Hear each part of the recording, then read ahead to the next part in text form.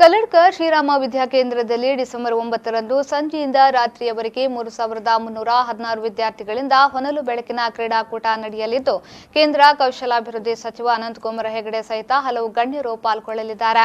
ಸುಮಾರು 19 ನಾನಾ ರೀತಿಯ ಕವಾಯತುಗಳು ಪ್ರದರ್ಶನಗೊಳ್ಳಲಿದ್ದು ಈ ಬಾರಿ ಸರ್ದಾರ್ ವಲ್ಲಭಭಾಯಿ ಪಟೇಲ್, ಮಾಜಿ ಪ್ರಧಾನಿ ಅಟಲ್ ಬಿಹಾರಿ ವಾಜಪೇಯಿ ನೆನಪು, ಪೋಖರಣ್ ಅಣು ಪರೀಕ್ಷೆಯ ಅಣುಕು ಪ್ರದರ್ಶನ ಮತ್ತು ಶಬರಿಮಲೆ ಕ್ಷೇತ್ರದಲ್ಲಿ ಇತ್ತೀಚೆಗೆ ನಡೆದ ಘಟನಾವಳಿಗಳ ಸನ್ನಿವೇಶಗಳು ಪ್ರದರ್ಶನಗೊಳ್ಳಲಿವೆ ಎಂದು ವಿವೇಕಾನಂದ ವಿದ್ಯಾವರ್ಧಕ ಸಂಘದ ಅಧ್ಯಕ್ಷ ಡಾಕ್ಟರ್ ಕಲ್ಲಡ್ಕ ಪ್ರಭಾಕರ್ ಭಟ್ ಸುದ್ದಿಗೋಷ್ಠಿಯಲ್ಲಿ ಮಾಹಿತಿ ನೀಡಿದರು.